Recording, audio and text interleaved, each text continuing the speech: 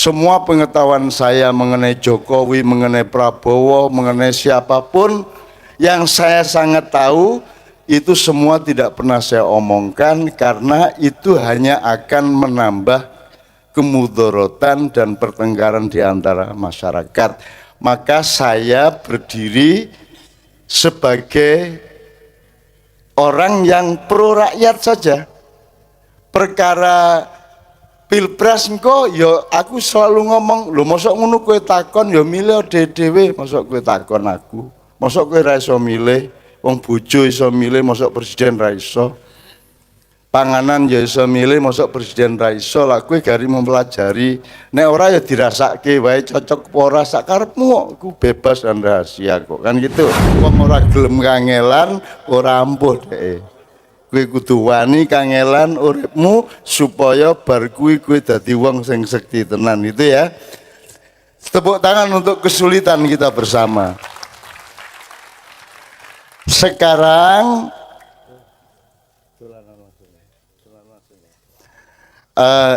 ngene lho, nek wong Jawa lagu klasik tahun swidaan Mesir Arab iso, alhamdulillah. Iki ora latihan wis kaya ngono. Ning nek wong Mesir kon nembang Jawa siji wae. Ler iler, coba nek wong Arab bisa kaya ngono, ora iso. Nek wong Jawa kan halro al hubbu sukara sukara. Ya bisa orang wong Jawa kok. Wong Jawa ki pemimpine wong sak donya asline. Ning mergo minder akhirnya kaya ngene iki. Mulane mulai saiki ora minder ning ora sombong karo sapa-sapa. Ning ora dadi buntute sapa-sapa. Aja dadi buntute wong Arab, aja dadi buntute wong Barat. Wong Jawa duwe buntut dhewe, duwe sirah dhewe. Ngono ya. Yakin dengan diri kita. Oke. Langsung Doni, bismillah. Wis bar sukaro ki artine apa to? Mabuk. To. Iki bingung iki, FPI bingung iki. Ketoke lagu Arab jebul judule mabuk, ya to, teler. Andaikan aku tahu ya hal ra'aital hubbu sukaro. Andaikan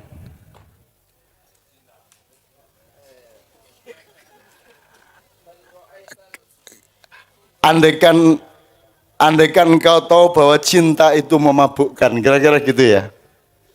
Oh bukan.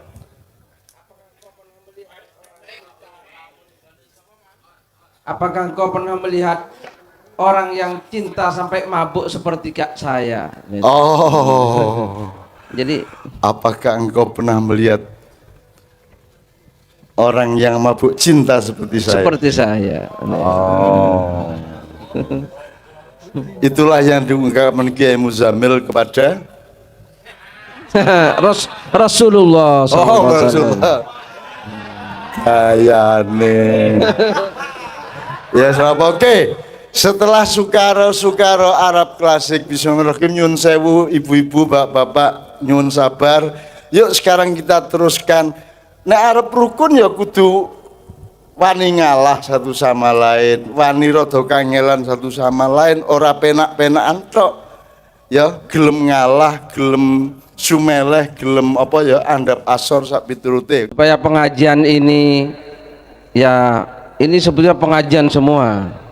Tapi kalau gak ada ayat Al-Qur'annya nanti kan dikira malah dibubarkan juga oleh yang suka membubarkan itu kan. Seperti dikira larungan di Parangkusumo itu.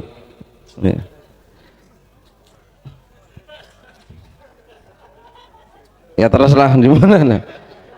Bapak dan Ibu semua, tadi kita sudah banyak mendapatkan pelajaran. Ya. Sekarang saya hanya tinggal menyampaikan Al-Qur'an. Jadi Allah sudah berfirman dalam Al-Qur'an, a'udzubillahi minasyaitonirrajim. Ya ayyuhan nas, hei para manungsa. Itu Allah mengilingkan, inna khalaqnakum min dzakarin wa untha. Saestuni aku iki gitu ya. Cara Jawa lho iki. sak kisoni. Ya. Wis gawe awakmu kabeh kuwi min dzakarin wa untha seko lanang karo wadon. Gitu ya. Jadi Allah berfirman, hai para manungsa, saya menciptakan kamu semua dari laki-laki dan perempuan. Kemudian waja'alnakum syu'uban wa qabaila. Nah, ini terjemahan yang resmi Kemenak, diartikan dan kami menjadikan kalian bersuku-suku, berbangsa-bangsa. Nah, ini ada sedikit maaf ya. Jadi ini penerjemah membaca Quran ya tidak salah, itu kan boleh saja Kemenak mengartikan seperti itu. Seakan-akan terminologi atau kata-kata suku dan bangsa itu sudah seperti sekarang itu, gitu ya.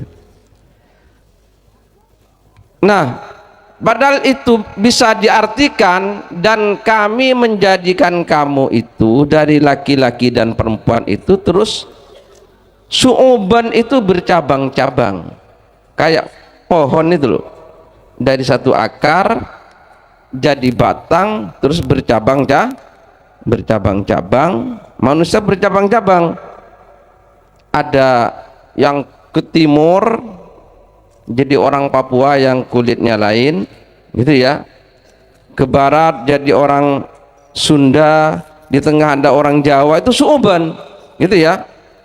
Terus wa qabailah, dan lalu masing-masing cabang itu punya karakter sendiri-sendiri gitu loh, begitu.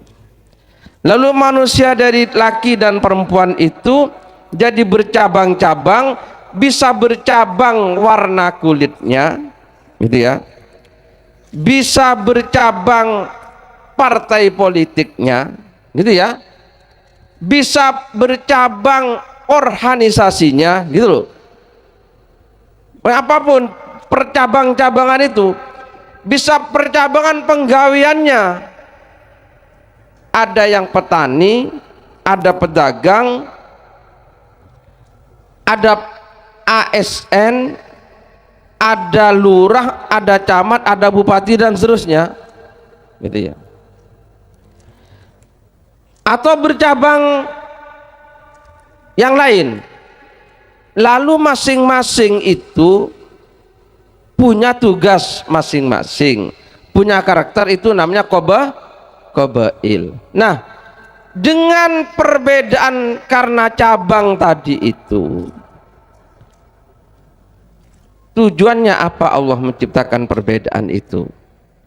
Itu bukan untuk kerengan, bukan untuk antem-anteman, bukan untuk saling membubarkan satu sama lain, bukan untuk saling menyalahkan satu lain, bukan untuk merasa yang satu lebih tinggi dari yang satu, tidak. Karena perbedaan itu memang diperlukan supaya kehidupan ini berjalan. Maka tujuan Allah jelas, lita'arofu, ben kita ngerti. Karena kalau sama gak ada ilmunya.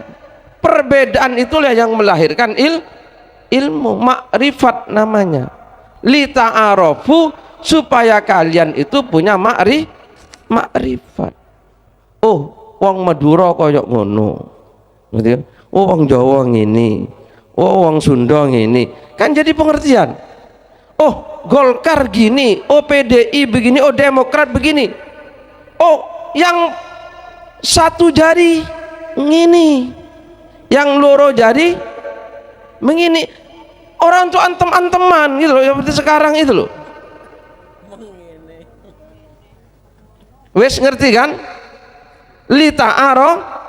Lita'arofu. Jadi berhenti ya teman-teman gara-gara satu jari dan dua jari ya. Kalau perlu bikin 5 jari lah, atau 10 jari gitu ya. Itu gak perlu semuanya. Lita'arofu, supaya kamu semua itu dapat pengetahuan. In akramakum indallahi atqakum. yang paling mulia di antara kalian itu yang paling bertakwa, bukan karena mirahmu. Kalau tidak bertakwa, mbok kamu milih jangankan yang satu jari gini, yang jempol 10, kalau tidak bertakwa neraka. Gitu loh ya. Oke? Nah itu yang paling penting. Inna akramakum indallahi atqakum. Jangan sampai karena masuk satu ormas tertentu pasti masuk surga, ya gak bisa. Oh aku katanya yang NU, aku NU pasti masuk surga. Kata siapa? Kalau tidak bertakwa ya tidak masuk surga. Katanya Muhammadiyah, aku Muhammadiyah, pengikut Nabi Muhammad. Saya tidak mau bid'ah, saya tidak mau tahlilan karena bid'ah, gitu ya. Saya tidak mau larung ke laut, katanya yang Wahabi, karena itu sesat musyrik. Ya kalau tidak bertakwa ya podohai, malah hanya dapat dosa, ya apa enggak? Inna akramakum indallahi atqakum. Nah gitu bapak-bapak ibu ya, itu firman Allah Ta'ala. Jadi garis bawahnya inna akramakum indallahi atqakum, itu satu. Yang kedua, kenapa Allah menciptakan perbedaan?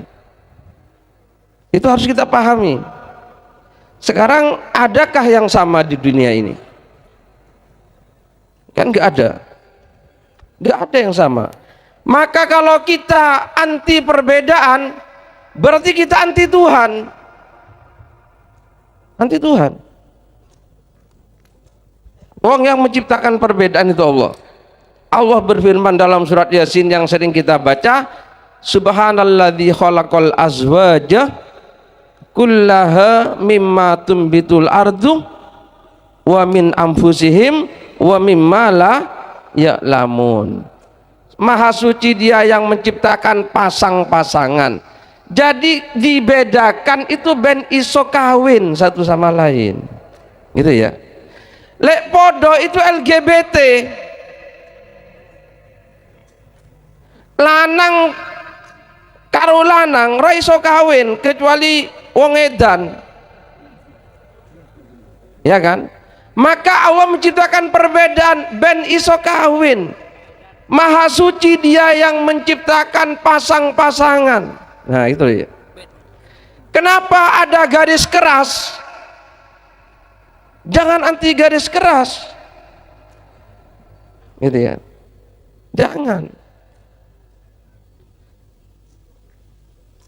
Ada kelompok garis keras supaya yang garis lembut itu punya arti. Ya apa enggak? Lek lembut kabeh ra iso meteng, Bu. Nah, ya kan? Nah, iya. Jadi jangan anti kekerasan, ye Bu, ye. Jangan anti kekerasan. Sampai lek bojo ini gak keras, ra meteng. Nah itu ya. Nah sekarang kan ada anti kekerasan, ya tidak bisa Pak Kapolsek. Ini Pak Kapolsek kita ini alhamdulillah nih sampai untung. Kapolseknya ini Kiai. Ya, ini Kiai Amir Mahmud. Oh, ini nggak, kalau nggak keras nggak bisa jadi polisi, nggak bisa jadi tentara. Polisi sama tentara harus keras, kan begitu. Pada waktunya harus keras Pak. Jadi pada waktunya tidak ya enggak kan itu ya. Nah, jadi kita itu bukan berarti saya ini membela kekerasan, bukan. Cuma kita itu anti, misalnya gak suka kekerasan, itu tetap coba ambil hikmahnya, sehingga kekerasan tidak dihadapi dengan kekerasan. Kekerasan harus dihadapi dengan kelembutan. Nah, itu namanya hikmah ya. Itu namanya azwaj, berpasang-pasangan. Maha suci Allah yang menciptakan semuanya berpasang-pasangan. Ini sepasangan. Ada gelap, ada terang, ada panas, ada dingin dan seterusnya. Jadi itu hikmah. Jadi sebetulnya Allah menciptakan perbedaan itu supaya terjadi apa? Perkawinan jejodohan. Maha suci Allah yang menciptakan al-azwaja kullaha, jejodohan semuanya, mimma tumbitul ardu, dari yang ditumbuhkan oleh bumi, wa min anfusihim, dan dari diri-diri mereka, wa mimma la ya'lamun, dan dari apa yang tidak mereka ketahui. Sampean Mas, kalau pelit, sampean pelit gitu ya, besok sampean oleh Allah akan dijodohkan dengan istri yang lumo, akan seperti itu. Coba insya Allah begitu. Kalau ada laki-laki lumo, itu nanti akan punya istri pelit, gitu ya. Hah? Ya wis, maksudnya itu ya, yang penting maksudnya ya. Jadi sampean kalau dermawan, nanti sampean oleh Allah akan dikasih istri yang pelit. Jangan tengkar, oh saya ini maunya sedekah semua, tapi istri saya gak memperbolehkan, terus tengkar. Jangan, itu suku dia, oh, alhamdulillah, gitu ya. Kalau sampean itu sabar, sampean akan punya istri pemarah. Oh iya, jadi kalau sampean ingin punya istri sabar, jadilah pemarah. Nah, gitu ya. Akan seperti itu mimma la ya'lamun. Saya kira seperti itu ya. Jadi Allah itu menciptakan perbedaan itu supaya terjadi jejodohan. Nah wis, saya kira itu yang perlu saya sampaikan, itu ya. Satu, perbedaan itu untuk makrifat. Yang kedua, perbedaan itu karena Allah mau menciptakan jejodohan, dan itu sunnatullah. Terima kasih, mudah-mudahan ada manfaatnya. Assalamualaikum warahmatullahi wabarakatuh. Saya akan menyerahkan untuk puncak acara ini kepada Ibu Camat, karena mewakili seluruh kepemimpinan di kecamatan ini, untuk supaya membenahi satu hal sedikit Bu Camat. Mengenai kekerasan tadi itu sebenarnya masalahnya cuman ketidaktepatan penerjemahan kata violence. Violence dalam bahasa Inggris, anti-violence diterjemahkan anti kekerasan.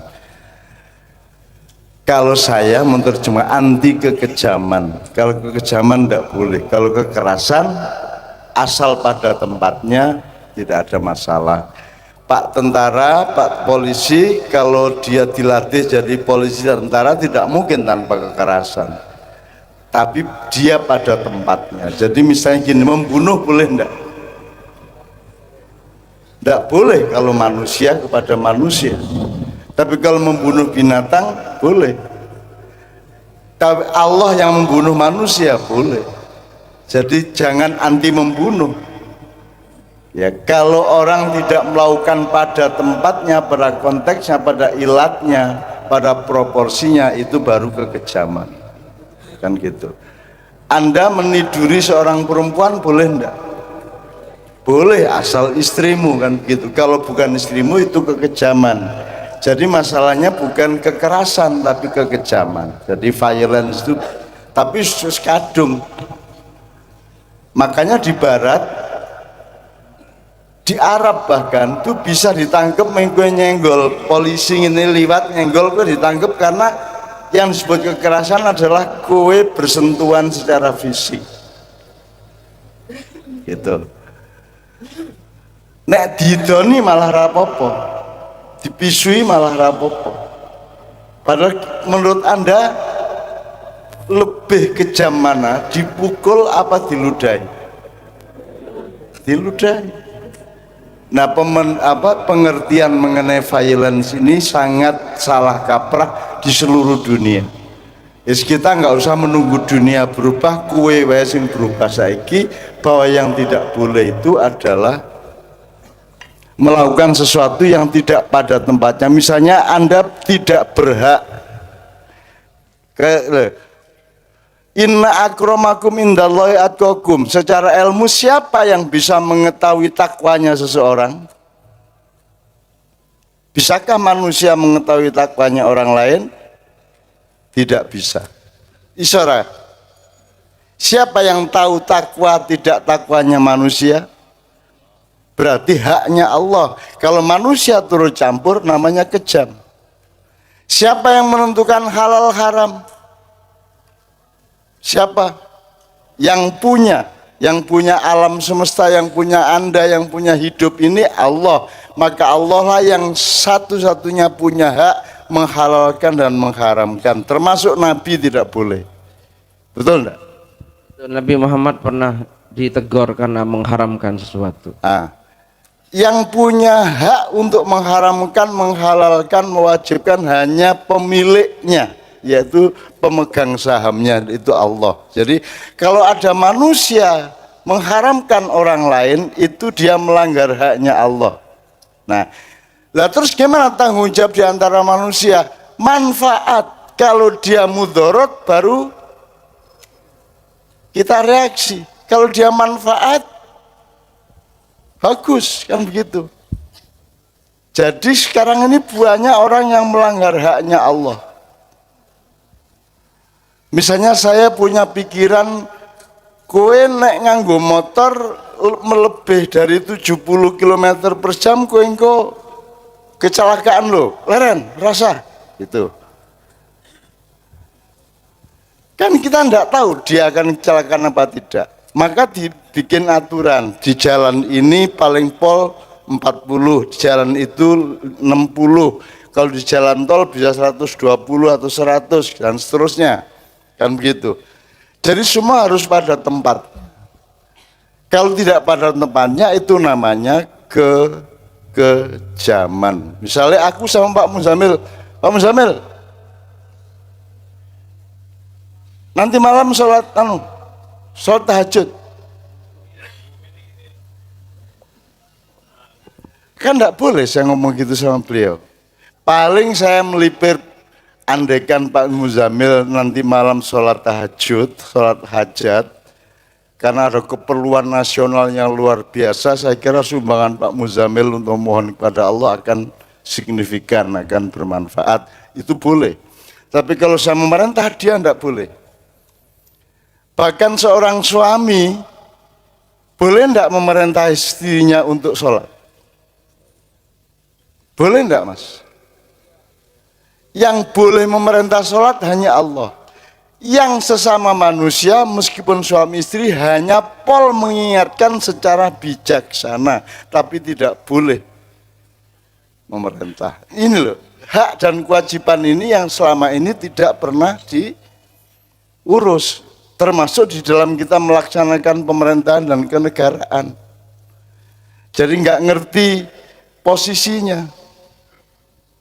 Akhirnya tak dawake engko iso tekan Pilpres. Jadi rasa karena saya Pak, saya ini punya pendapat mengenai Indonesia, mengenai pemerintah, mengenai negara, tapi saya menahan diri, saya tidak akan omong. Saya hanya omong yang kira-kira bermanfaat untuk rakyat banyak gitu tok. Semua pengetahuan saya mengenai Jokowi, mengenai Prabowo, mengenai siapapun yang saya sangat tahu, itu semua tidak pernah saya omongkan karena itu hanya akan menambah kemudorotan dan pertengkaran di antara masyarakat. Maka saya berdiri sebagai orang yang pro rakyat saja. Perkara Pilpres engko ya aku selalu ngomong, lho mosok ngono kowe takon ya milih dhewe, mosok kowe takon aku. Mosok kowe ra iso milih, wong bojo iso milih, mosok presiden ra iso. Panganan ya iso milih, mosok presiden ra iso. Lah kowe gari mempelajari, nek ora ya dirasake wae cocok apa ora sak karepmu kok, ku bebas dan rahasia kok, kan gitu. Jadi Bapak sekalian, anak-anakku semua, saudara-saudaraku semua, masyarakat Wijirejo, mudah-mudahan pada malam hari ini nek kowe ora entuk ilmu saka Allah malam ini, insya Allah besok pagi bangun tidur. Kalau bangun tidur belum dapat apa-apa, nanti begitu Anda mengalami sesuatu, mungkin Anda akan mendapatkan satu persatu. Bulan depan, tahun depan, tetap akan berlangsung ilmu ini. Amin ya rabbal alamin. Saya juga tidak pernah mengajari Anda, saya hanya menyampaikan apa yang harus saya sampaikan kepada Anda sesuai dengan penugasan kepada saya. Jadi saya di sini ini ora mulang ning aku iki memenuhi pertanyaan dan permintaan dari Pak Kiai Murtadho dan Pak Camat, Bu Camat sama Pak Lurah dan semuanya. Jadi saya di sini memenuhi apa jenenge. Dadi aku ibarat menjawab pertanyaan, ora aku arep mulang kowe. Ini Anda sebut pengajian, monggo. Anda sebut majelis taklim, monggo. Anda sebut sinau bareng, monggo. Sebenarnya saya tidak ngikat. Cuman kalau kita bilang sinau bareng itu karena konsep kita adalah sinau bareng. Bahkan kita bikin musik ini Kiai Kanjeng, tak kayak contoh sidik. Kiai Kanjeng ini rano pemimpinnya, siapa yang mengaransir musik Kiai Kanjeng? Tidak ada, bareng kabeh. Gawe lagu bareng, gawe aransemen bareng. Teater juga gitu. Jadi tidak ada mementaskan teater terus ambil penulis dari mana orang. Penulisnya ikut bikin bersama-sama, ikut tawar-menawar satu sama lain. Jadi kita melaksanakan semua itu barengan. Kita berpedoman kepada masyarakat Madaniyah yang dipimpin Rasulullah SAW, yang Islam merupakan minoritas, tetapi karena hikmah dan filosofinya, kebijaksanaan Rasulullah bisa memimpin alam pikirannya semua orang di Madinah, yang jumlahnya kira-kira berapa Pak Jamil? Seluruh penduduk Madinah pada waktu itu 400? Penduduk Madinah sekitar apa? 10.000. Sekitar 10.000. Iya. Orang Islam paling pol 15.000. Ya, iya. Jadi Rasulullah tidak menjadi raja atau presiden atau khalifah, tidak. Tapi Rasulullah menguasai kebijaksanaan, menciptakan atmosfer yang bijaksana sehingga semua orang bisa menjadi tentram, guyub, rukun satu sama lain. Saya kira kalau Islam waktu perjanjian Madinah itu hanya 1.500-nya. Hanya 1.500, oh ya 1.500, Pak. Ya 1.500, sangat sedikit. Jadi kalau kaum Ansor yang ada di Madinah itu ada yang nge-share atau apa, berbagi tanah, berbagi rumah, bahkan ada yang berbagi istri dalam arti bojone loro dikeke siji nang muhajirin, itu tidak semuanya muslim. Betul. Tidak semuanya muslim, jadi jangan dipikir yang tolak al-badru alain itu bukan semuanya muslim. Karena tolak al-badru alaina sangat universal anunya apa? Syairnya. Sangat simbolik dan sangat seperti kebudayaan Jawa. Telah terbit rembulan atas kita yang muncul di antara dua bukit. Kita wajib bersyukur. Jadi tidak ada tanda-tanda formal keislamannya. Bahkan kalau bisa saya ini, andaikan belum ketahuan sebagai muslim, saya akan terus menyamar. Sekarang pun saya sudah cukup menyamar tapi tetap aja konangan. Aku jane nyamar pingin mulai tak gondrongke ben ora ono kiai gondrong misalnya gitu ya, tak gondrongke. Jadi saya selalu menghindari prejengan formal gitu. Supaya Anda jangan melihat saya secara prejengan. Tapi faktanya saya kepada Anda bagaimana hati saya, bagaimana cinta saya, bagaimana bukti saya melayani Anda bagaimana, itu yang menjadi pedoman. Nek iso aku makanya sampai kemarin menemui Pak Maruf Amin ya mereka tetap menyebut saya budayawan. Loh kalau seorang budayawan ngapain? Seorang cawapres datang kalau saya budayawan. Terus yang kita bicarakan kan ya soal kenegaraan, ya soal Islam, ya soal segala macam. Jadi sebenarnya siapa saya? Nah, di sini kita tegaskan sebelum Bu Camat, tidak penting siapa kamu. Yang penting bagi sama manusia adalah kamu bermanfaat untuk orang lain apa tidak. Bukan kamu sholat apa tidak. Sholat tidakmu, yang punya hak menegur kamu adalah Allah. Gitu ya. Jadi sholat bukan prestasi di hadapan manusia. Sholat itu prestasi di hadapan Allah. Kalau prestasi di antara manusia adalah Anda bermanfaat, tidak destruktif, tidak jadi masalah bagi lingkungan. Maka anak-anakku, anak muda, kalau Anda belum bisa menyelesaikan masalah masyarakat, minimum jangan jadi masalah dan jangan nambah masalah di masyarakat. Ngono ya, jelas ya. Dan insya Allah Pak, anak-anak muda ini nanti akan memimpin kita 15 tahun lagi, 10 tahun lagi. Insya Allah mereka akan memegang jabatan-jabatan yang bagus dan insya Allah mereka jauh lebih bijaksana dari kita yang sudah tua-tua ini. Amin ya rabbal alamin.